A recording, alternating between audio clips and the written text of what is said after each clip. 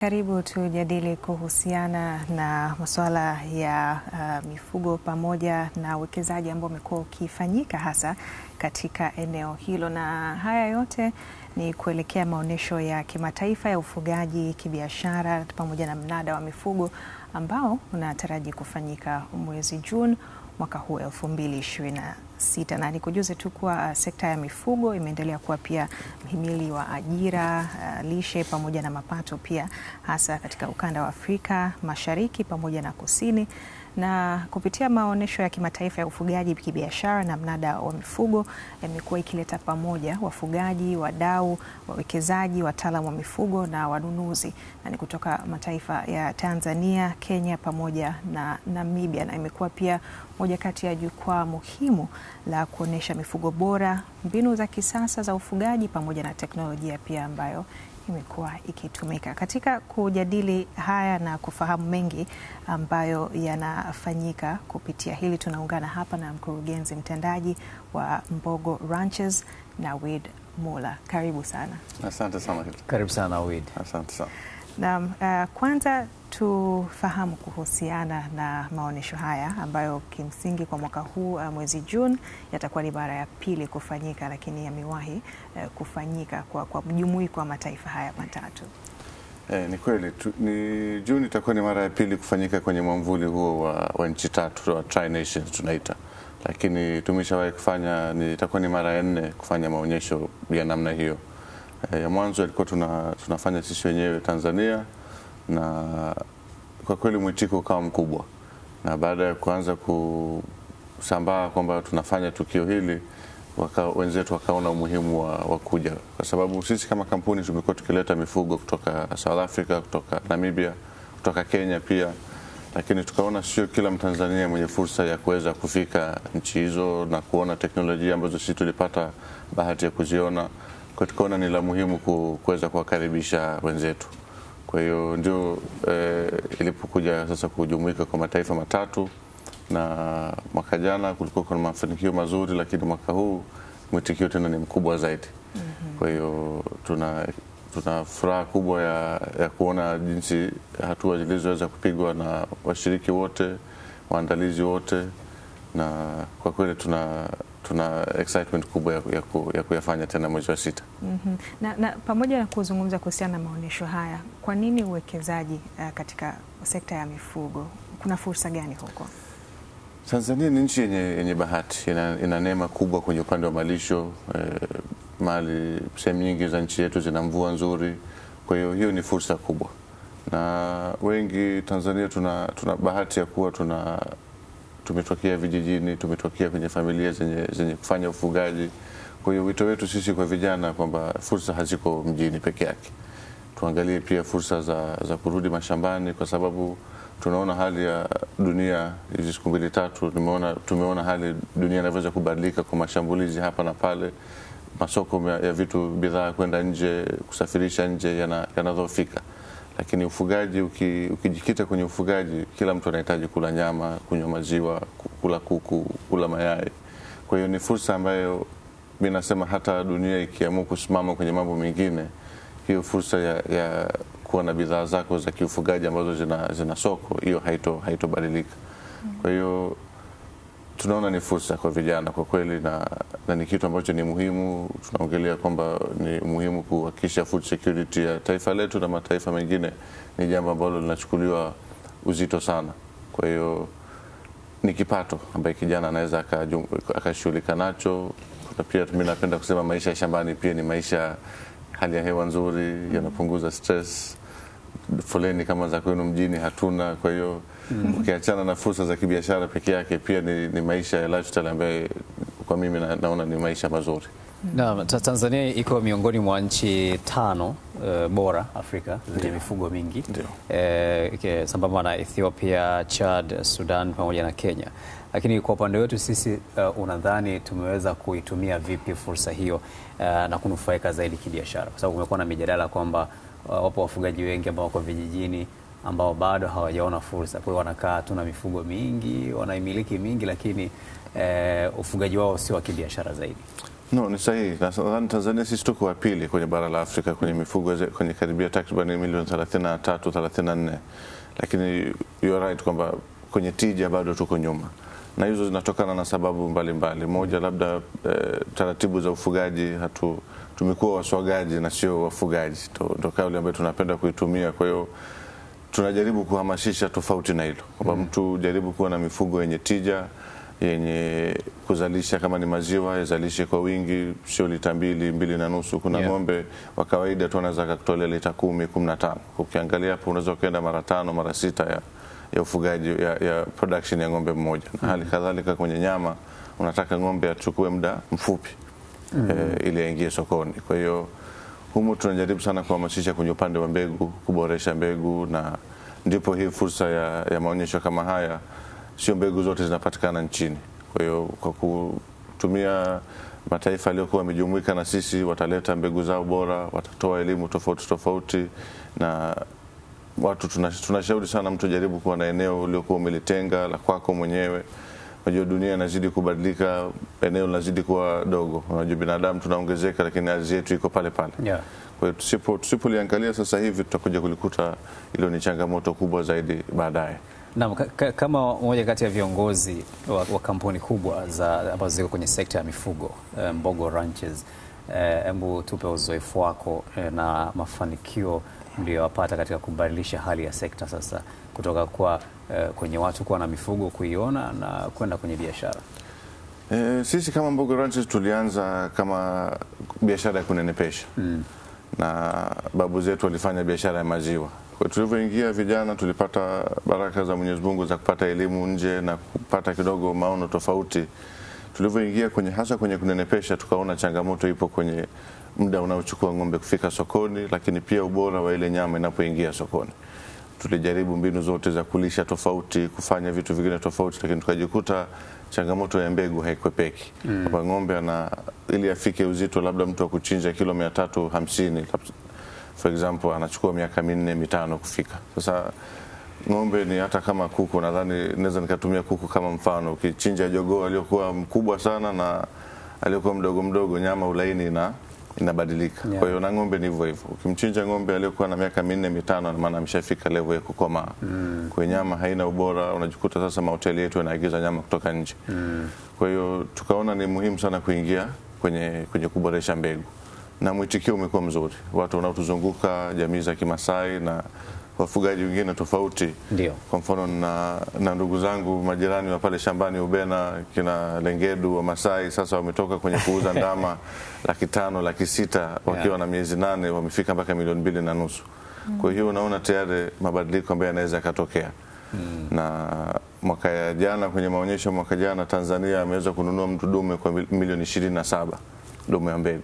Kitu ambacho kilikuwa ni ndoto na impossible kabisa kwenye macho ya watu. Lakini tumetoka kwenye ng'ombe dume za kuuzwa 2.5 3 4. Watu wameona umuhimu sasa wa kuinvest kwenye mbegu bora. Kwa hiyo sasa kuuza madume ya milioni 10, 12, 13 ni jambo la kawaida kabisa Tanzania. Na katika hilo tunaozungumzia kilimo, unajua kwa kama katika dhana pana tunazungumzia kilimo cha mazao, tunazungumzia ufugaji na uvuvi. Na ni wazi kwamba ukiangalia population ya Tanzania kwa kiasi kikubwa ni vijana. Zaidi ya 70% wako chini ya umri wa miaka 45, kwa maana umri wa vijana. Lakini pia ukiangalia miaka 15, 14 mpaka 35 ni 34%. Maanake ni wazi kwamba nguvu kazi tulionayo kubwa ni vijana. Na hawa wamekuwa wakihimizwa kwenda kuwekeza kwenye kilimo. Lakini kwa mahususi kwenye sekta ya mifugo, kwa kijana anayekutazama, anaweza vipi kuingia na kuwekeza, na pia kuna fursa kiasi gani?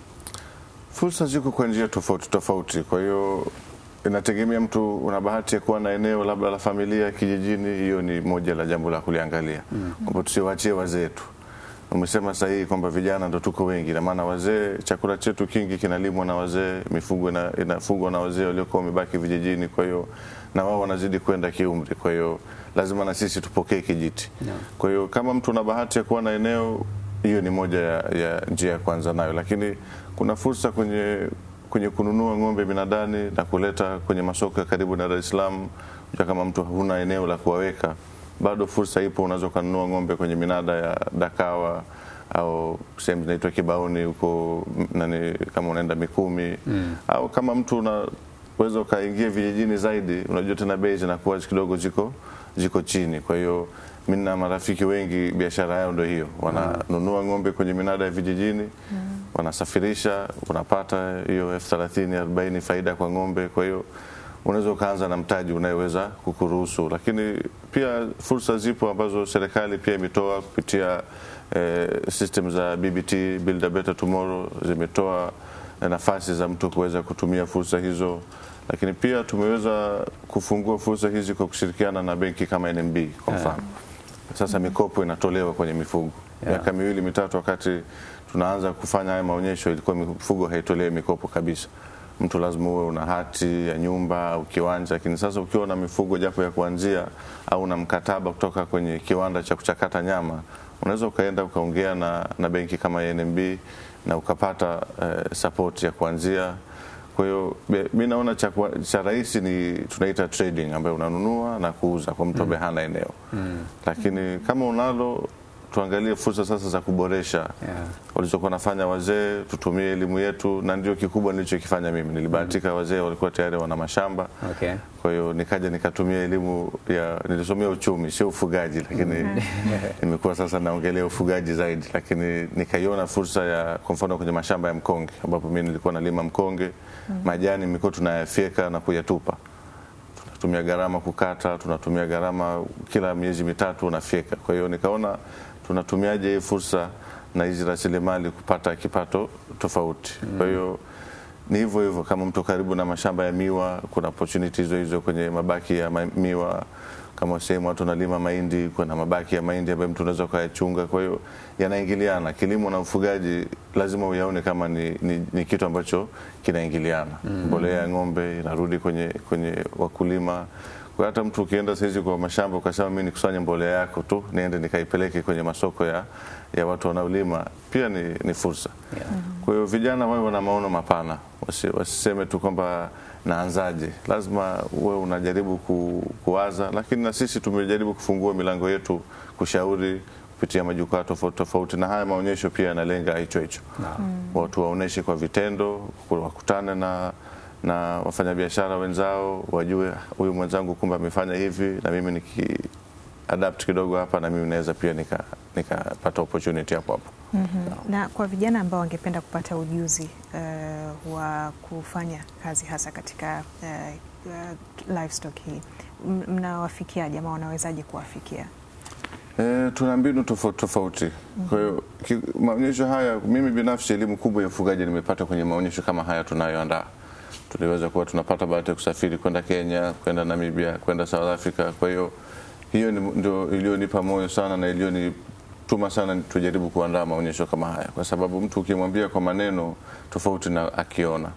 Kwa hiyo ni moja ya fursa ambayo watu wanaweza kupata elimu. Wanakuja wazungumzaji kutoka mataifa mbalimbali, kutoka Marekani, tuna jaji bingwa kutoka Marekani amekubali kuja, atafanya semina, unachaguaje ng'ombe, wafugaje. Lakini pia kwenye mambo ya masuala ya marketing, tuna dada yetu Martinique Scott kutoka Namibia, yeye ni mtaalamu sana kwenye marketing ya mifugo. Kwa hiyo kupitia hizo platform ambazo kiingilio chake ukiangalia ni shilingi 10,000, lakini unapata elimu kutoka kwa watu ambayo ili ungetabidi ukawatafute, aidha gharama yake ingekuwa kubwa au ingekuwa haiwezekani kabisa. Lakini shambani kwetu pale Ubena tuna kitu tunaita the ranch tour, ambayo tulihamasika kwa kumuona Mheshimiwa Rais Dr. Samia Suluhu Hassan alivyofanya the royal tour, na sisi tukaibia hapo kidogo. Kwa hiyo tuna kitu kinaitwa the ranch tour, ambayo kila mwezi au miezi miwili tunaalika watu, tunawatembeza shambani na wanaona tunachokifanya, kuanzia ukinunua ng'ombe kutoka mnadani unamfanyaje. Kwa sababu na usipojua unachokifanya unaweza kujikuta unapata hasara. Kuna masuala ya quarantine, kumtenga yule ng'ombe asiambukize magonjwa, masuala ya kuogesha. Kwa hiyo tunajaribu tusifiche tunayoweza kuyafanya na mafanikio yetu. Hiyo imekuwa ni kitu cha kipaumbele sana kwangu. Najaribu kuwa available kwa vijana wenzangu wanapohitaji ushauri kupitia social media platforms. Kwa hizo ndio mbinu ambazo tunatumia sana sisi kujaribu kuelimisha. Lakini siku hizi mitandaoni, najua dunia iko kiganjani. Ukienda ukiangalia kidogo tu, research kwa bidii, kuna mengi pia unaweza ukayafahamu.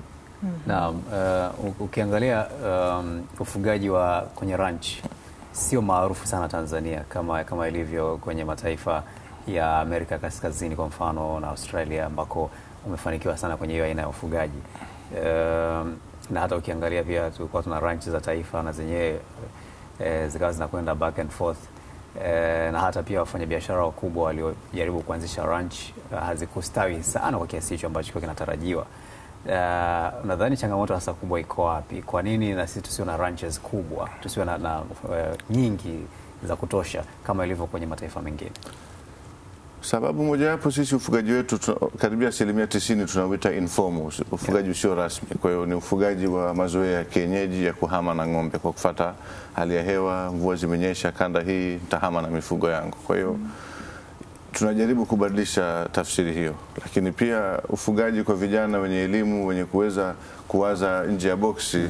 Ufugaji unaonekana kama nikakanyage matope mimi na nini. Ndio maana leo nimejaribu kupendeza kidogo. Mimi vijana toa ufugaji sisi naye haimaanishi, unajua hata siku moja hata suti kama ya kwako naye na mimi inabidi nivae. Unatupia kidogo. Sio ufugaji tunayodhania kwamba unajua una teknolojia kubwa, una mambo mengi ya kisayansi ukitaka kuifanya kwa level hiyo inayotakiwa. Kwa hiyo tunajaribu kubadilisha huo mtazamo. Ufugaji tusiwaachie tu tukasema labda jamii za kiasili ndo zifanye au wazee ambao walikuwa tayari hawana elimu ndo wakafanya. Hapana, unahitaji watu wenye elimu, unahitaji mipango, unahitaji mtu una malisho akiba, unahitaji ujue mbinu za kibiashara. Kwa hiyo tasnia hiyo ilikuwa inawaondoa watu wenye maono hayo kuingia kwenye ufugaji. Lakini tangu watu waanze kusikia kuna dume anauza milioni 15, wafanya biashara wameanza kuamka. Kwa hiyo hata serikali pia ina juhudi kubwa. Mimi nina bahati pia kuwa ni mjumbe wa bodi ya ranch za taifa. Kwa hiyo hizo zote ni maono ya serikali kujaribu kuona tuna stimulate vipi sasa mabadiliko pia kutumia ranch za taifa. Panda malisho ya ziada, kuhakikisha mbegu unazotumia zina tija. Sio mradi tu una ng'ombe tu anazurura na utegemea atafanikiwa. Kwa hiyo ilikuwa naweza nikasema ilikuwa watu hawajapata exposure ya kuona potential ya ufugaji. Na nashukuru tangu tumeanza kuingia na kufanya maonyesho kama haya tulioandaa, mwamko umekuwa mkubwa, na naamini tukipata bahati ya kukaa tena miaka 2-3 mbele huko tutaona mabadiliko makubwa kwenye ranch zimeshaongezeka. Mimi najua watu wengi sana ambao tayari wameingia kwenye kuanza sasa ranching, sio ufugaji wa kuswaga tu bila kuwa na eneo rasmi. Na kwa mtu anaanzisha ranch kwa mfano, anayetamani kuanzisha ranch, anatakiwa awe na kama kiasi gani? Inategemea pia unataka kufugia. Ukienda vijijini mbali utapata eneo lenye gharama nafuu. Kwa hiyo tukiongelea let's say unaweza kaanza ng'ombe wa maziwa au wanyama, zinatofautiana. Lakini mimi kwa sababu nimebase zaidi kwenye ng'ombe wa nyama nitaongelea. Ndio. Kwa hiyo ukisema unataka kufuga labda ng'ombe 100, huo unanenepesha. Unahitaji sio chini ya eka 200, 150, 200. Kama unataka kulisha nje pamoja na kufungia ndani. Kwa hiyo tuna maeneo tunajua vijijini huko unaweza kupata eneo 150,000, 200,000 eneo kwa eka. Kwa hiyo unaweza ukaiweka kwanza pembeni ukasema labda milioni 15, 20 kwanza ya kupata eneo. Na ng'ombe mwenyewe kunenepesha kutaka kumnunua unaweza kuchukua ng'ombe kuanzia 400,000, 500,000 ambaye utabidi ukae naye zaidi ya miezi 9. Lakini ukiongeza kidogo ukafika ng'ombe wa 700,000, 750,000, na maana huo unaingia kwenye mzunguko wa kila miezi 4 mpaka 6, ambaye ndio mimi napenda kushauri watu waingie kwenye cycle hizo kwa sababu unapunguza riski yako ya kukaa naye muda mrefu. Kwa hiyo sasa hapo ni wewe mwenyewe sasa una nguvu ya kununua ng'ombe wangapi kwa kuanzia. Kwa hiyo naweza nikasema milioni 35, 40, 50 unaanza. Lakini niliyosema ile ya trading unaweza kufanya kwa chini hapo. Mtu una milioni 3 zako, milioni 5 zako, naenda kanunue ng'ombe mnadani, kanunue ng'ombe 6, kanunue ng'ombe 7, leta vingunguti, leta pugu, utapata faida 20,000, 25,000 kwa ng'ombe. Mizunguko hiyo 2-3 ukifanya kwa wiki tayari hapo mtaji unakuwa. Kwa hiyo inaweza ikaanza kwa ngazi tofauti kuendana na mtu na uwezo wake. Na mnafanya nini mfano ili gharama zenu za uzalishaji zisiathiri sana bei ile ya mlaji wa mwisho ambaye anakuja kununua sasa mfano kwenu nyama?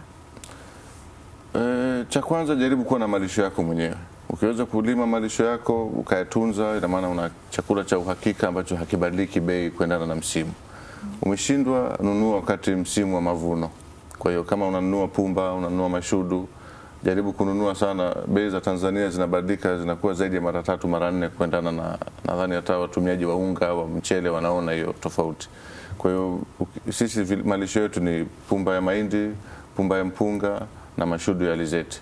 Lakini mtu kama uko kanda ya Ziwa kuna mashudu ya pamba pia. Kwa hiyo wakati wa mavuno unakuta bei 350, 400. Lakini ukichelewa, ukinunua wakati msimu umekwisha, unaweza kununua mpaka shilingi 1000. Kwa hiyo sisi tunajaribu sana kununua wakati bei ziko chini ili tusibadilishe bei. Nyasi ya mwapi nyasi? Nyasi wanatoka kuchunga. Sisi tuna bahati ya kuwa na eneo kubwa, kwa hiyo wanatoka wanachunga, jioni wakirudi wanapata hizo virutubisho, lakini pia kuboresha quality ya nyama. Mimi na philosophy moja, mimi sipandishi bei siku ya Eid. Sababu yake ni kwa sababu ninakuwa nimejipanga toka mwaka unaanza, chakula changu nimenunua, ng'ombe nimenunua. Kwa hiyo tunajaribu sana tusiyumbe na bei ili mtu kama hivi kesho kutwa hapa Eid una ng'ombe wa kutosha hapo. Watakuwepo na bei haitaongezeka. Sio naambia unatafuta ng'ombe Eid naambia milioni 3. Hatutendi haki. Unajua lazima muogope na Mungu pia unavyofanya, kwa sababu unagusa maisha ya mtu. Kwa hiyo nyama inapofika bei za 15,000, 20,000 sio jambo zuri. Lakini pia viwanda unavyotaka kufanya nao biashara, huwezi kawaambia mimi kila miezi miwili nitakubadilishia bei. Lazima mkae muingie mkataba, ukamwambia kwamba mimi kwa mwaka mzima nitakupa ng'ombe kwa bei fulani. Labda jambo litokee tofauti ambalo liko nje ya uwezo wako, unaweka angalizo la kureview, lakini kikubwa ujipange kwa mapema. Naam. Sasa maonesho haya yanatarajiwa kufanyika mwezi wa 6 na itahusisha Tanzania, Namibia pamoja na Kenya. Na mataifa haya mengine wanasafirisha yes, mifugo yao mpaka hapa. Na ni mifugo aina gani kwanza inahusika kwenye maonesho na ni kwa vipi huo mchakato unafanyika? Tutaleta ng'ombe za breed tofauti. Kutakuwa kuna mbegu za aina za Angus, Brahman, Boran. Kupanda ng'ombe za maziwa kutakuwa kuna Kiwi, Jersey. Kwa hiyo hizo ndo mbegu za ng'ombe, lakini pia kutakuwa kuna mbuzi, ambaye mbuzi za kisasa. Nikikwambia kuna mbuzi anafika kilo 100 unaweza ukashangaa, lakini yupo.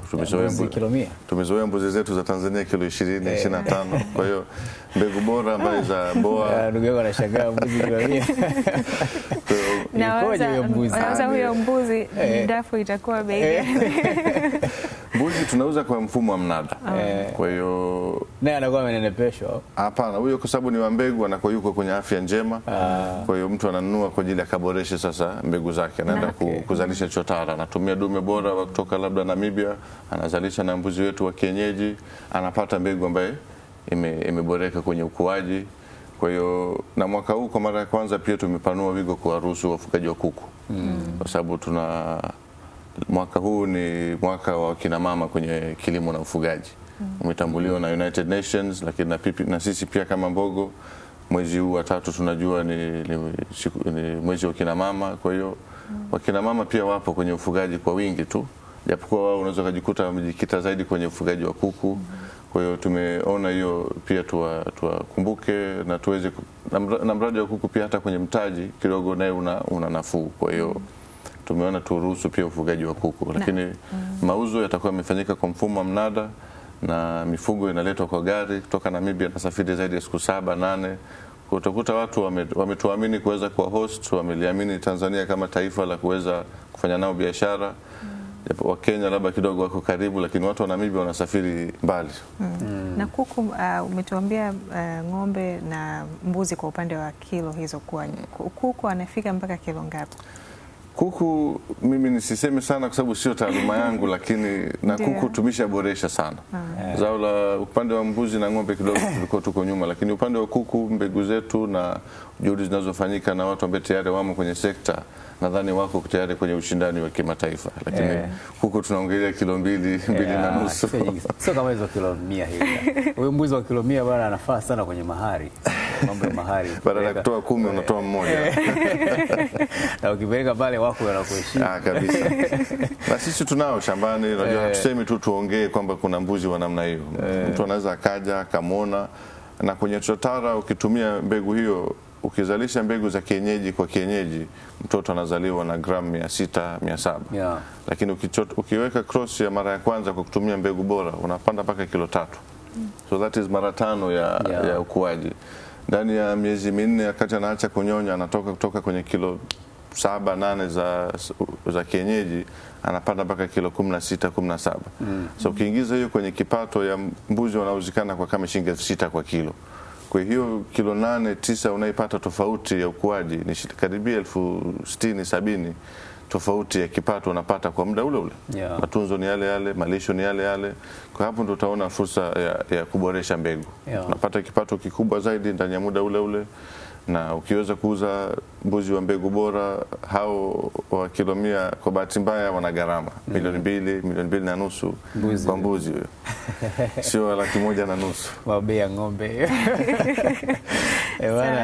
Safi kabisa. Na sasa kuna consultants pia hiyo kwamba wakulima wanahitaji kupata hiyo elimu. Kwa mfano nyie kama Mbogo Ranches kuna namna ambayo mnatoa elimu kwa wafugaji wengine, na wanaweza kuwapata vipi labda kwa mfano? Sisi tunajitahidi kutoa elimu kiasi tunavyoweza, ilikuwa inapatikana kwa njia za bure, njia za mitandao. Lakini kupitia hizo ranch tour nilikuwa nimemention, mtu akija shambani tunatumia wataalamu wetu. Tutakuwa kuna ranch tour nikikupa siku yake, ukifika asubuhi una masaa 2 ya seminar ambayo yote tunayafanya sisi shambani, unapata kuyasikia kutoka kwa wataalamu wetu. Lakini baada ya hapo tunakutembeza, huyu ndio ng'ombe fulani, huyu wa kienyeji, akifika unamfanyeje. Kwa hiyo practical knowledge pia ni muhimu, lakini na watu wanalipia hizo. Wanalipia. Gharama zinatofautiana mpaka kwenye 100,000 kwa siku nzima, ina include mambo ya chakula, usafiri. Kwa hiyo lakini na consulting pia tunafanya kama kampuni. Tumeitwa na mashirika mbalimbali, serikali pia imetambua mchango wetu, tunaingia kwenye majukwaa mengi ya kiserikali. Kwa hiyo hata mtu mwenye kampuni binafsi tunaweza tukakuita, kama umenunua mifugo kwetu, mara nyingi consultation tunatoa bure. Mtu anataka tu consultation bila kuwa umefanya biashara na sisi, tunaangalia gharama za uhalisia labda za usafiri.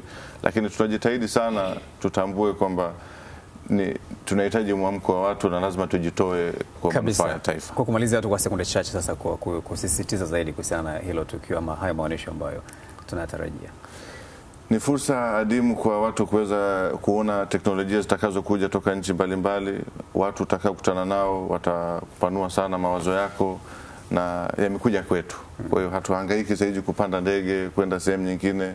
Kiingilio chetu nadhani tumeweka nafuu sana cha shilingi 10,000, na ndani kwa zaidi ya miaka 4 hatujaongeza. Watoto chini ya miaka 5 nadhani wanaingia bure, na tunawashawishi sana watu waje na watoto. Kwa hiyo msiache fursa hii, iko nyumbani. Tukumbushe itakuwa wapi? Itakuwa Ubena Zamuzi, mkoa wa Pwani, Chalinze kwa mbele kidogo, kilomita 20.